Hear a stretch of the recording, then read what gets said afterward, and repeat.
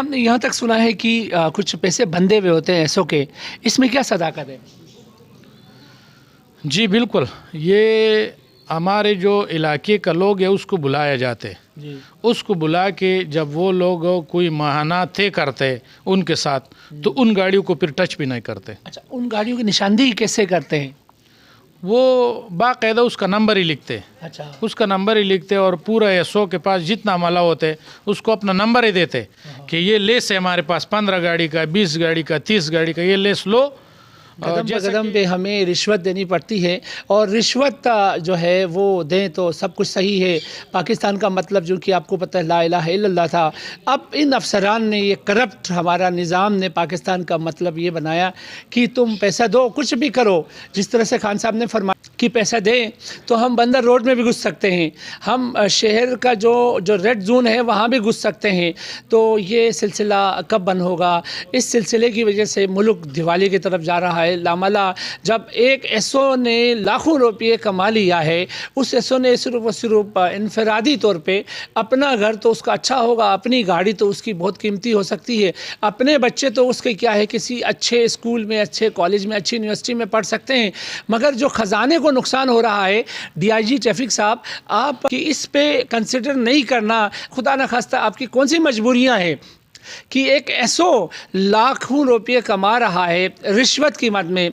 तो न जाने डीएसपी और ये ज़िलों में बैठे हुए एसएसपी ट्रैफिक हजरात हैं, ये हजरात हल्फिया कहें, ये कभी निकलते ही नहीं है किसी शाहरा में। हमने किसी डीएसपी को बड़ी मुश्किल से देखते हैं, अगर कोई वीआईपी मूवमेंट होती है तो वहाँ पर डीएसपी लेवल का कोई ऑफिसर खड़ा होता है, अदरवाइज एसएसपी को तो देखती ही नहीं यहाँ की आवाम। उसने कमरे में बैठ के बड़े नुकसानात करने ही होते हैं, बिजली जलाते हैं, एयर कंडीशन उसके यहाँ वो एयर कंडीशन होती हैं जो कि क्या है कहीं वोल्टेज की एयर कंडीशन होती, आम एयर कंडीशन नहीं होती, किसी पुराने ज़माने की एयर कंडीशन लगा के रखता है, क्योंकि वहाँ कोई बिलिंग तो उसने देनी नहीं होती है।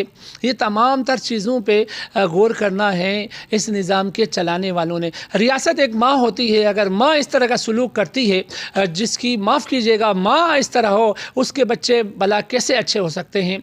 और यकीनन सोचना होगा जो कि हमारे जो मुक़्तदर इदारे हैं उन्होंने अपना किबला दुरुस्त करना होगा। बसूरत दीगर जिस तरह से जो सनसनीखेज़ इंकशाफात किए हैं खान साहब ने, वो यकीन करें माँ सिवाय माथा कूटने के, रोने के, मातम करने के और कुछ नहीं है।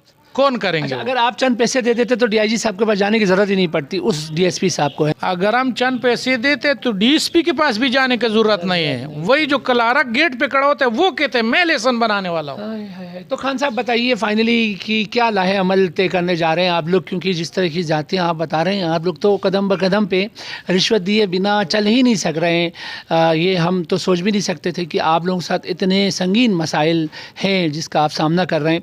अब ये बताइए, ये तमाम बेज़ाब्तियों के ख़िलाफ़, ये रिश्वत सतानी के ख़िलाफ़ आप क्या हिकमत अमली बनाने जा रहे हैं? कोई लाहे अमल बनाएंगे मुस्तक़बिल करीब?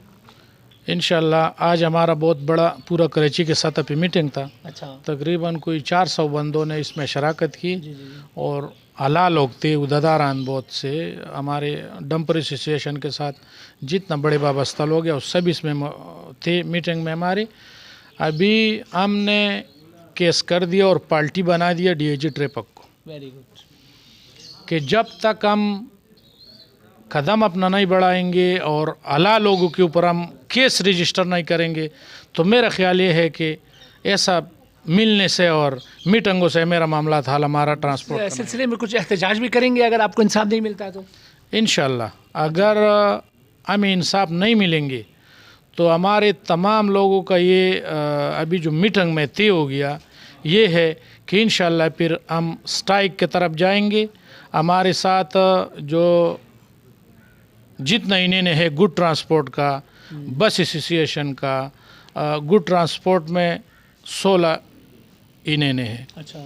हमारा डंपर एसोसिएशन का जो इन्हें है इनके ये सब जो है ये मतलब सब साथ देंगे। बस वाला, टैंकर वाला, ऑयल टैंकर वाला, इंशाल्लाह हम फिर सारा स्ट्राइक की तरफ जाएंगे।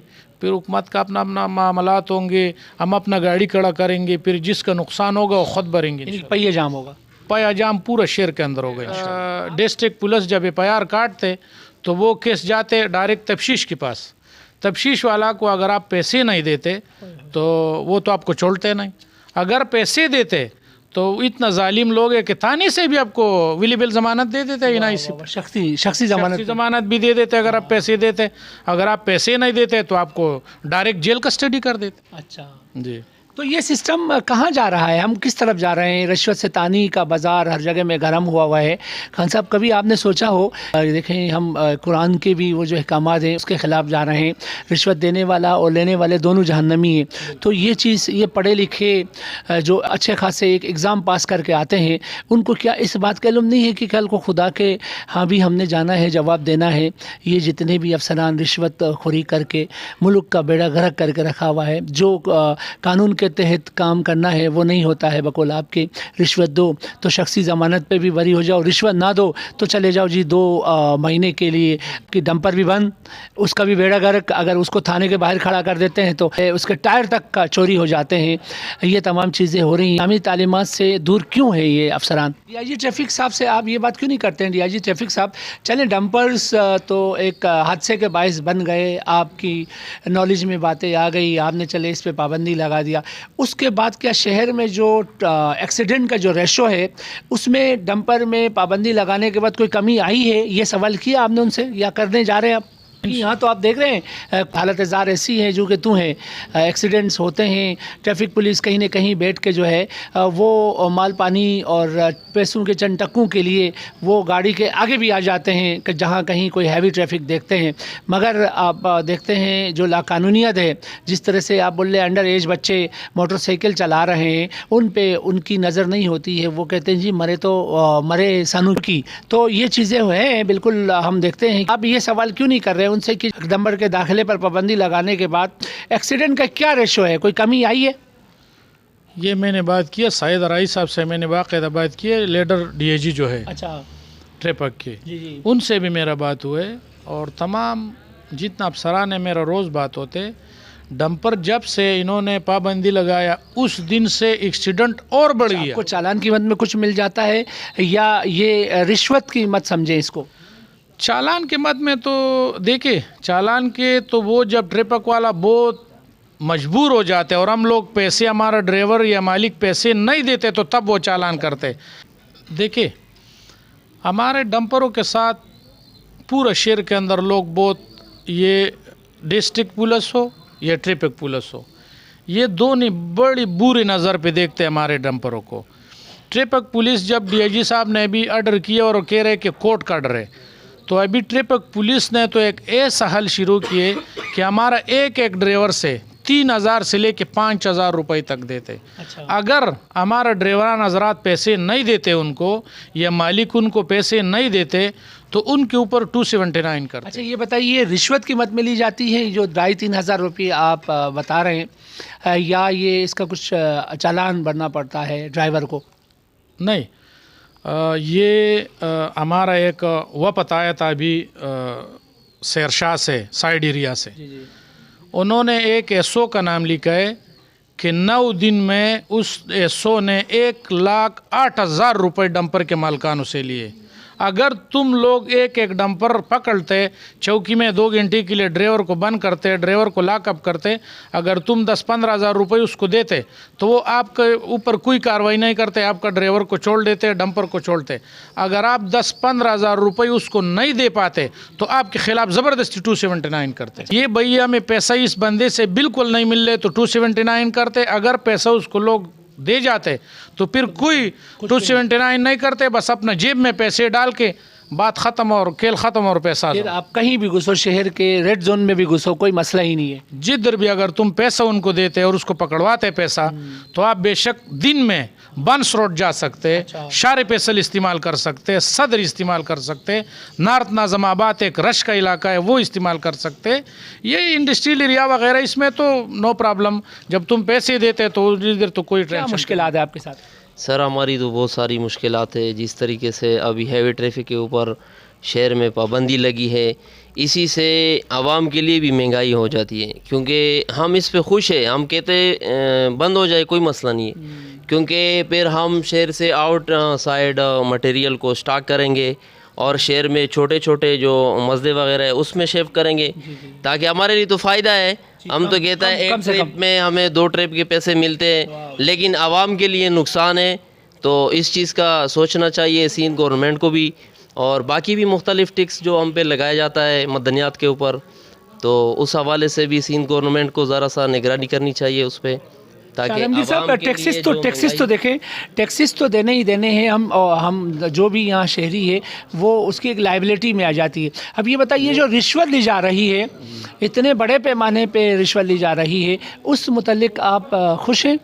देखिए सर, जिस तरीके से आप रिश्वत की बात कर रहे हो, अब रिश्वत छोटे लेवल पे तो छोड़ो, जैसे मतलब ट्रैफिक वाला या कोई सिपाही वगैरह जो लेते, ये तो छोटे लेवल पे हैं। जो बड़े लेवल पे हमारी ट्रांसपोर्ट के अंदर जो रिश्वत चल रहा है वो मैं आपको बताता हूँ, आपके इल्म में मैं आपको दे देता हूँ। वो ये है कि हमारी जो मटेरियल है इसके ऊपर जो मदनियात के जो टैक्सेस हैं, और वो हमें सिर्फ रॉयल्टी जो टैक्स है हम पर, वो पहले था 8 रुपये पर टन के हिसाब से।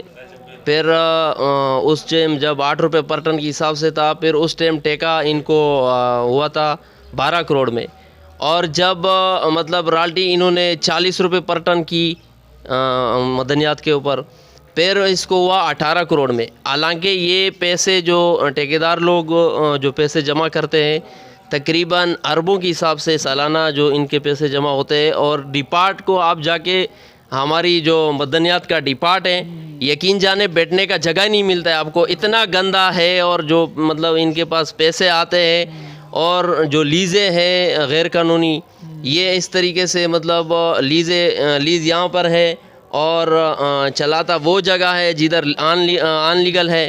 तो वो पैसे जो अनलीगल है वो इन अफसरों की जीबों में जाते हैं। बाकी जो है वो मतलब लीगल तरीके से डिपार्ट के पास जो मतलब डिपार्ट ने सालाना जो बजट में पैसे जमा करना है, तो वो फिर खसारा ही खसारा है और कुछ नहीं है। अस्सलाम वालेकुम पाकिस्तान में आपका होस्ट फिदा पाकिस्तानी, और आप देख रहे हैं प्रोग्राम माज़रत के साथ। नाज़रीन, इस वक्त मैं मौजूद हूँ डंपर एसोसिएशन सिंध के चेयरमैन साहब के साथ। मसाइल है उनके साथ, जिस तरह डंपर एसोसिएशन बहुत फ़ाल किरदार अदा कर रही होती है अपने मामलात, जो कि आप देख रहे हैं शहर में हर रोज़ एक न एक मसला इनके लिए खड़ा होता है।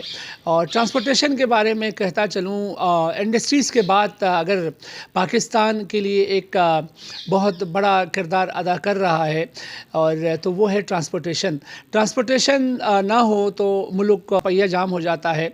और इस मसले में कोई सीरियस नहीं है हुकूमती सतह पे। हम देखते हैं आए रोज़ कोई ना कोई जो है मसला खड़ा हो जाता है, और यहाँ तक कि अगर खुदा न ख्वास्ता कोई एक्सीडेंट भी हो जाता है किसी डंपर वाले का, तो उस पे भी आग लगाया जाता है, ये सोचे बिना कि गलती किसकी है। ये समझते हैं जी डंपर वाले ही गलती में होंगे, और बाकी लोग बड़े बहुत अच्छे अंदाज से गाड़ी या मोटरसाइकिल चला रहे होते हैं। तो तमाम मामलात को हल करने के लिए एक एसोसिएशन बनती है, और वो एसोसिएशन के चंद लोग एक कलीदी किरदार अदा कर रहे होते हैं। और इसी तरह यहाँ पर भी हम आज सिंध के चेयरमैन डंपर एसोसिएशन के साथ मौजूद हैं। इनका भी एक बहुत बड़ा रोल है, और दिन रात ये हम वक्त खड़े रहते हैं, जो भी मसाइल आते हैं और उनको हल करने की भरपूर कोशिश करते हैं। हम इनसे जानेंगे शहर में जिस तरह से एक हमारे जो एपेक्स कोर्स हैं उनके भी कुछ ऑर्डर्स इशू हुए हैं कि हैवी व्हीकल्स के ऊपर, उसकी वजह से भी इनको यकीनन बहुत बड़ा एक नुकसान पहुंच रहा होगा। ये उस फैसले से खुश हैं, और उस फैसले के ख़िलाफ़ कहीं ये कोर्ट के दरवाज़े खटखटाएंगे। ये तमाम तर सूरत हाल आप तक ले आते हैं। जी अस्सलाम वालेकुम, कैसे हैं सर? खैरियत से आप? वालेकुम सलाम। अच्छा सर, बताइए क्या क्या मुश्किलात दरपेश हैं ये डंपर के जो मालिकान हैं, और एसोसिएशन उस मुतल्लिक क्या कर रही है? जी, असल मुश्किलात जो हमारे डंपर्स का है वो तो तकरीबन बहुत ज़्यादा है। जी जी। क्योंकि अभी जो कोर्ट ने एक ऑर्डर किया है हैवी ट्रांसपोर्ट के लिए कि रात 11 बजे से लेके सुबह 6 बजे तक शहर के अंदर हैवी ट्रांसपोर्ट चलाया जाए, तो हमने मुतालबा किए कोर्ट से भी और डीआईजी ट्रैफिक से भी, आला हुक्काम जितने भी हमारे हैं सबसे हमने मुतालबा किए है कि हमारा डंपर्स जो है वो शहर में बहुत ज़्यादा काम कर रहे हैं। एक तो अगर आप देखा जाए तो शहर का जितना सफाई है इसके लिए हम लोगों ने दिए 612 डंपर। अच्छा, गवर्नमेंट की भी मदद हो रही है आपकी तरफ से? गवर्नमेंट की मदद हो रही है और मतलब ये है कि शहर का जो जितना भी सफाई है जी। तो इनको हमने 612 गाड़ी दिए। अगर देखा जाए और 1 से 2 दिन भी ये 612 गाड़ी हम बंद किया जाए तो मेरा ख्याल ये है कि कचरा कुंडियों में इतना कचरा जमा होगा कि वो उठाने का काबिल नहीं होगा। क्योंकि शहर में हम कोशिश जब जितना कंस्ट्रक्शन का काम होता है या अंडरपासेस बनते हैं या रोड बनते हैं, जितने भी काम हो डंपर्स के मुताबिक, तो डंपर्स अगर 24 घंटे नहीं चले शहर के अंदर तो मेरा ख्याल है कराची का बहुत बड़ा शहर है, ये कंट्रोल भी इसका सफाई भी नहीं हो सकेगा और कंस्ट्रक्शन जो है वो भी कंट्रोल नहीं हो सकेगा। तो मैं मुतालबा करता हूँ हमारा आला हुकाम से। उस दिन मैंने एक छोटा सा वाक़या आपको बताता हूँ। उस दिन एक एक्सीडेंट हो गया था डंपर का। अच्छा। तो मैं उस जो बच्चा इंतकाल हो गया था, एक्सपायर हो गया था, उस एक्सीडेंट में मैं उसके जनाजे में चला गया था, क्योंकि हमारे ज़िम्मेवारी बनते हैं। हम तो डंपर की तरफ से पूरा सन में कहीं भी मसला होता है तो हम चला जाते। अच्छा। तो मैं जब उनके वालिद से बैठा तो बड़ा बच्चा जब उनका था तो वो 14 साल का था, और उसके बाद जो छोटा बच्चा था, 3 बच्चे सवार थे बाइक पर। छोटा बच्चा 11 साल का था और उससे जो छोटा था वो 9 साल का था। बड़ा बच्चा उनका एक्सपायर हो गया। तो उनके वालिद से मैं बैठा था ताज़ियत के लिए, तो बातचीत हो रहा था। तो उनको मैंने ये कहा कि यार हज़रत, आपने अगर इस बच्चे को ये बाइक दी है 1 to 5 और आपका बच्चा एक्सपायर हो गया तो आपके इस बच्चे के पास लाइसेंस था? बिल्कुल। कह रहे खान साहब डंपर वाला बड़ा गलत करते। मैंने कहा वो अपना जगह है, करते, मैं नहीं मानता हूँ। जब डंपर्स का ड्राइवर थाने में बंद था, जब मैं उनके पास गया और उनसे अलावाल किया तो वो 56 साल उसका उम्र था, एज था, और उनके पास HTV लाइसेंस था। तो मैंने उनको बोला कि हज़रत देखिए, आपका बच्चा तो इंतकाल हो गया, वो तो बस अल्लाह की तरफ से उसका टीम मुकर्रर था, मगर आपने एक बच्चे को 14 साल के बच्चे को 1 to 5 गाड़ी दिए और 2 बच्चे और साथ बिठाया, तो आपका कोई गलती नहीं है इसमें? कह रहे वो तो मेरे जिगर का टुकड़ा था। मैंने कहा वो अपना जगह है, मगर जब हमारे मुसलमान बरादरी जितने भी है, ये मुसलमान नहीं भी हो, मगर इंसानियत को देख के काम किया करो, ठीक है? सबसे पहले इंसानियत है। तो मैं ये अर्ज़ करता हूँ DIG ट्रैफिक से भी, अभी जैसा कि DIG ट्रैफिक ने एक लेटर इशू किया पूरे चौकों को कि जो 612 गाड़ी है वो शहर के अंदर चलते उसको टच नहीं किया जाए। तो क्या ख्याल है, ये कोर्ट आप कंडम में आते या नहीं आते? बिल्कुल आता है, ये तो मिली भगत होती है। अच्छा, इस तरह की चीज़ों से इज्तनाब करने चाहिए जो भी हमारे हायब से। अच्छा, ये फरमाइए, जो आप लोग टैक्सेशन का भी मसला जो होता है उसकी अदायगी को भी आप वक्त से पहले अदा कर रहे होते हैं, क्योंकि आपने सड़क पे जो है वो हैवी ट्रैफिक को चलाना होता है। अच्छा, ये बताइए, कोई ऐसा डंपर जो कि टैक्स भरने में कोई कोताही कर रहा हो या उसमें कोई सीनाजोरी कर रहा हो? देखिए, ट्रांसपोर्ट आप साहबी हजरात जितना भी है वो हमसे बेहतर समझते हैं, मगर ट्रांसपोर्ट हमारे मुल्क का रेट का डी है। जितना ट्रांसपोर्ट है हमारे इस एसोसिएशन में तकरीबन कोई 10,000 के करीब डंपर है पूरा सिंध लेवल में। पूरा सिंध लेवल में। हम जब टैक्स भरते तो ऐसा भरते कि हम 6 महीने का 2 कोटे भरते। आने वाला अब आज 5 दिन है साल का, तो कल से हमारा टैक्स शुरू होगा। आने वाला 6 महीने तक हम एडवांस टैक्स भरेंगे। एडवांस भरेंगे। मेरे ख्याल ये है कि जो ट्रांसपोर्ट का सिस्टम है हमारा और जो हमारा ट्रांसपोर्ट का इदारा है, इससे मेरा ख्याल ये है पूरा पाकिस्तान में कोई ऐसा इदारा नहीं होगा कि वो अपना टैक्स एडवांस भर रहा होगा। कोई नहीं है, सही करें। जी जी, ये क्रेडिट जाता है आप लोगों को। अच्छा, अब ये फरमाइए सर, जिस तरह से DIG ट्रैफिक साहब फरमा रहे हैं जी, हम जो है वो आप लोगों के साथ अच्छा बर्ताव इख्तियार करेंगे, मगर जब आप सड़क पर चलते हैं विद डंपर तो उस वक्त एक SO या एक हेड कांस्टेबल आपके साथ किस तरह से पेश आ रहा होता है? जी ये तो क्या डीआईजी साहब के उन अहकामात को रखता है वहाँ? जब एक बच्चे के ऊपर 279 हो जाते तो मेरा ख्याल ये है कि वो तो वकील तो पेश करते अदालत के अंदर, कहते कि आप अदालत ने जुर्माना लगाया 5,000 रुपये भरे और आपका काम हो गया, 279 ख़त्म हो गया। मगर अगर सही तरीके से देखा जाए और कोई क़ानून को समझते, फॉलो करते कोई जो लोग क़ानून को, तो वो ख़त्म कभी नहीं होते। वो जब बाहर मुल्क जब भी जाते और पासपोर्ट एयरपोर्ट पे देते तो उस बच्चे का फिर पता चलता है कि इनके ख़िलाफ़ कितना एफआईआर इकट्ठी हुए। अगर हम लोग पैसे देते और वो ज़बरदस्ती करते पैसे, अगर वो ये समझते कि अच्छा सर, हमने यहाँ तक सुना है कि कुछ पैसे बंधे हुए होते हैं एसओ के, इसमें क्या सदाकत है? जी बिल्कुल, ये हमारे जो इलाके का लोग है उसको बुलाया जाते जी। उसको बुला के जब वो लोग कोई माहाना तय करते उनके साथ, तो उन गाड़ियों को फिर टच भी नहीं करते। अच्छा, उन गाड़ियों की निशानदेही कैसे करते हैं? वो बाकायदा उसका नंबर ही लिखते, अच्छा, उसका नंबर ही लिखते और पूरा एसओ के पास जितना माला होते उसको अपना नंबर ही देते कि ये लेस है हमारे पास 15 गाड़ी का, 20 गाड़ी का, 30 गाड़ी का, ये लेस लो। जैसा कि उस दिन मैं इस एसपी से मीटिंग था हमारा कुरंगी का, अच्छा, तो मैंने ये सारा उसको आगाह किया। एसएसपी साहब या एसपी साहब? एसएसपी साहब, एसएसपी साहब, एसएसपी करेंगे जी जी। उससे मेरा मीटिंग था। अच्छा, उसमें एसपी साहब भी था, उसमें दोनों डीएसपी साहिबान भी थे, उसमें एसओ शाह फैसल कॉलोनी भी था, एसओ किया भी था, तमाम एसओ थे इस जोन के, और उनसे बहुत अच्छा तरीके से मैंने ये बात किया। दूसरी बात मैंने उनसे ही किया कि उन्होंने ये सवाल किया कि अलीम ख़ान आप लोग कोर्ट ऑफ कंडम में हो। मैंने कहा सर आप फरमाइए। तो उसने बताया कि अलीम ख़ान आप लोग लांडी से लेके जाम सादिक ब्रुज तक आप लोग डंपरों को ले आते इस इलाके में। तो मैंने कहा ये केस हमने किए अदालत में, ये हमें पता है कि कोर्ट ऑफ कंडम कयूम आबाद ब्रिज से आगे डिफेंस की तरफ शुरू होते हैं और माई कलाची तक है।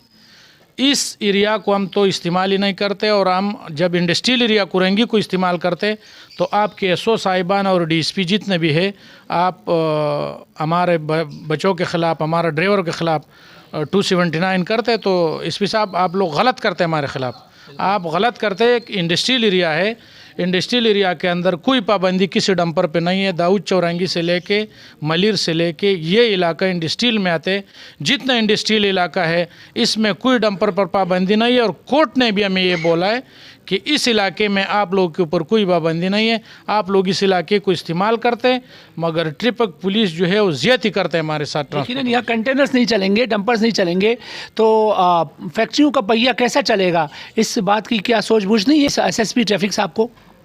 इंशाल्लाह मंगल वाला दिन मैं काठी का जो चेयरमैन है सुहेल इलाही साहब, आपको इल्म में होगा, वो मेरा दोस्त है, उनसे भी मैंने बात की है। और उनको भी मैं आगाह करूंगा कि मैं अभी तो मैंने कोर्ट में केस किए हुए, अभी मैं सब किस सिलसिले का केस है कोर्ट में जो आप कर रहे हैं? इस सिलसिले का है कि ये जो डंपरों पर गैर कानूनी पाबंदी उन्होंने लगाया, ये केस जो है ये 2017 का है, और ये है डंपर के ऊपर कोई केस नहीं है, ये हेवी व्हीकल के ऊपर है। 18 व्हीलर, 22 व्हीलर, 20 व्हीलर वो हेवी व्हीकल में थे। हमारे डंपर्स जो है वो तो 6 व्हीलर में थे, 10 व्हीलर में थे, उसके ऊपर कोई पाबंदी नहीं है। मगर हमारा जो डीआईजी ट्रैफिक है चीमा साहब, उन्होंने इनको भी डाला है कि डंपर भी इसके अंदर आते हैं, सिर्फ अपना पैसों के लिए खेल बनाया। तो मेरा ख्याल ये है कि ये काम सारा गैर कानूनी है। ये बताइए डीआईजी ट्रैफिक साहब से आप ये बात क्यों नहीं करते हैं? डीआईजी ट्रैफिक साहब, चलें डंपर्स तो एक हादसे के बायस बन गए, आपकी नॉलेज में बातें आ गई, आपने चले इस पे पाबंदी लगा दिया, उसके बाद क्या शहर में जो एक्सीडेंट का जो रेशो है उसमें डंपर में पाबंदी लगाने के बाद कोई कमी आई है? ये सवाल किया आपने उनसे या करने जा रहे हैं आप? यहाँ तो आप देख रहे हैं कोई हालत है ही नहीं, हालत ज़ार ऐसी है जो कि तू है, एक्सीडेंट्स होते हैं, ट्रैफिक पुलिस कहीं न कहीं बैठ के जो है वो माल पानी और पैसों के चंद टक्कों के लिए वो गाड़ी के आगे भी आ जाते हैं कि जहाँ कहीं कोई हैवी ट्रैफिक देखते हैं। मगर आप देखते हैं जो लाकानूनियत है, जिस तरह से आप बोल रहे अंडर एज बच्चे मोटरसाइकिल चला रहे हैं, उन पे उनकी नज़र नहीं होती है, वो कहते हैं जी मरे तो मरे सनू की। तो ये चीज़ें हैं बिल्कुल हम देखते हैं। तो आप ये सवाल क्यों नहीं कर रहे हैं उन डंपर के दाखिले पर पाबंदी लगाने के बाद एक्सीडेंट का क्या रेशो है, कोई कमी आई है? ये मैंने बात किया साहिद राई साहब से, मैंने बाकायदा बात की है, लीडर डीआईजी जो है अच्छा ट्रैफिक के, जी उनसे भी मेरा बात हुए और तमाम जितना अफसरान है मेरा रोज़ बात होते। डंपर जब से इन्होंने पाबंदी लगाया उस दिन से एक्सीडेंट और बढ़ गया। जी हाँ क्यों बढ़ गया कि ट्रैफिक वाला लेते हर जोन में पैसे, डंपर वाला को भगा लेते। जब भगाते एक बंदे को वो तो अपना होश में नहीं होते, वो तो जाहिर बात है कि एक्सीडेंट कर देगा। वो तो भागने के चक्कर में होते, जान छुड़ाने के चक्कर में होते, इस चक्कर में होते कि मैं मेरे ऊपर 279 होगी तो मैं जेल जाऊंगा, मैं बंद दूंगा, हमारा बच्चे क्या कहेंगे। असल देखिए 279 का जो दफ़ा है इसमें जो कैद की वो है ड्यूरेशन है वो क्या लगती है, कितने महीने कितने साल के लिए एक अगर बंदा पकड़ा जाता है कोई ड्राइवर तो उसको कैद में कब तक रहना पड़ता है? सर देखिए हम लोग है ट्रांसपोर्टर, 279 अगर होते और आप पैसे नहीं देते तो आपको 2 महीने जेल भेज सकते। अगर आप पैसे देते तो कभी 1 दिन के लिए बंदे जाते, कभी 2 दिन के लिए जाते, और कभी अगर भारी पैसे ये लोग ले लेते, हमसे मुतालबे करते, क्योंकि डिस्ट्रिक्ट पुलिस जब FIR काटते तो वो केस जाते डायरेक्ट तफ्तीश के पास। तफ्तीश वाला को अगर आप पैसे नहीं देते तो वो तो आपको छोड़ते नहीं, अगर पैसे देते तो इतना जालिम लोग है कि थाने से भी आपको अवेलेबल ज़मानत दे देते हैं, ना शख्सी ज़मानत भी दे देते अगर आप पैसे देते। अगर आप पैसे नहीं देते तो आपको डायरेक्ट जेल कस्टडी। सर देखिए असल बात यह है ना कि जब तक हमारे मुल्क में सही तरीके से कानून लागू नहीं होगा जी, मेरा ख्याल ये है कि सब लोग अजाब में हैं। अल्लाह का फरमान है, जैसा कि आपने बताया था कि लेने वाला भी और देने वाला भी दोनों शरीक के गुनहगार है। एक मतलब मेरा कहने का ये है कि हमारा मुल्क के अंदर चलते पैसा, आप देखते हैं ना हमारे जितना बड़े जो सियासतदान है वो मैं मीडिया पे देखता हूँ हैरान हो जाता हूँ। हमारा ख़ुद भी एक सियासी पार्टी से ताल्लुक़ है, मगर बात ये होते है कि हमारे मुल्क के अंदर जो लोग करते, जो लोग ये पैसे देते और ये पैसे लेते, जब तक ये निज़ाम हमारा मुल्क के अंदर ख़त्म नहीं होगा तो इंशाअल्लाह उस टाइम तक हमारा मुल्क तरक्की भी नहीं करेंगे और हमारा मुल्क साल के साल नीचे आएंगे। जब तक ये मामला क्लियर नहीं होगा और हर इंसान को अपना हक नहीं मिलेगा। अब मैं आपको बताता हूँ, पिछले साल हमारा जावेद मेहर साहब DIG था ट्रैफिक के, मेहर साहब बड़ा अच्छा ताल्लुक़ था, हमारा दोस्ती था, तो उनसे मैंने एक रिक्वेस्ट किया कि मेहर साहब हमारा ड्राइवरों को मेहरबानी करके लेसन HTV लेसन नहीं दिया जाते। 40, 50, 45 साल का हमारा एक बंदा होते उसको लेसन नहीं मिलते। तो मेहर साहब ने बोला कि अलीम ख़ान मैं फ़ोन करता हूँ, आप DIG लेसन ब्रांच के पास जाए। मैं पूरा वफ़द के साथ लेसन ब्रांच के पास गया, DIG साहब के पास। उन्होंने बोला कि अलीम ख़ान आप हर रोज़ 10 बंदे अपना भेजा करो, 10 बंदे कलेक्टन, 10 कुरंगी, 10 लालूकेत और 10 मलिर, उसको हम लेसन नहीं देंगे। मैंने कहा ठीक। मेरा अपना एक भतीजा था, बड़ा परहेजगार बंदा है, वो डंपर ड्राइवर है मगर बड़ा सीधा बंदा है। वो मैंने भेजा, उसको 100 सवालात दिया कि खान साहब 100 सवालात ठीक करो तो आपको HTV लेसन मिलेगा, नहीं है तो आपको नहीं मिलेगा। उसने 96 सवालात 69 सवालात उसने ठीक कर दिया था। 4 सवालात उसने फेल कर दी। जब फेल कर दी तो उन्होंने लिख के दिया कि आप फेल हो गया। वो आके मेरे पास बैठ गया, कह रहे चाचू बात ये कि मैंने तो बड़ा कोशिश की और मैं बड़ा दिलेर भी था सब ड्राइवरों में, 10 में से मैंने 96 सवालात सही किए, 3 गलत किए और उसने लिखा कि आप कैंसिल हो गया। तो मैंने जाके DI साहब से फिर बात की। मैंने कहा सर देखिए, अगर आप एक बंदे से 100 सवालात मानते और वो 100 में से 4 गलत करते और 96 ठीक है, तो क्या ख्याल है उसका हक नहीं है कि उसको लेसन मिल जाए? 10 साल से डंपर चला रहे, कह रहे उसका हक है। मैंने कहा जब आपके DSP ने इस बंदे को पेल किया, मैंने कहा आप बात करें। जब DSP को उसने बुलाया कि क्यों पेल किया इस बंदे को, तो DSP ने बोला मैं पास कर दूंगा। बहरहाल हमें बाहर बुलाया, तुम बाहर आ जाओ, जब जाए तो हमारे साथ मिले। मैंने कहा ठीक है। जब मैं मिला तो कह रहा खान साहब कुछ आप लोग भी कर दो तो हम पास करेंगे। DIG के सामने रूबरू होने के बावजूद भी बाहर निकल के कह रहे कुछ आप करें तो हम आपकी मदद कर सकते हैं ना। अब मैंने कहा एक DIG उसने इतना बड़ा एहसान मेरे ऊपर किया और 2 DFG से सिफारिश करके इस हद तक हमारा ड्राइवर को HTV लाइसेंस नहीं मिल सकेगा, तो क्या ख्याल है कि इतना बड़ा सिफारिश से ड्राइवर का लाइसेंस नहीं होगा तो कौन करेंगे? अच्छा, अब एक तादाद बताइए फाइनली कि डंपर की इस वक्त शहर कायद में क्या तादाद है? 9700 गाड़ी।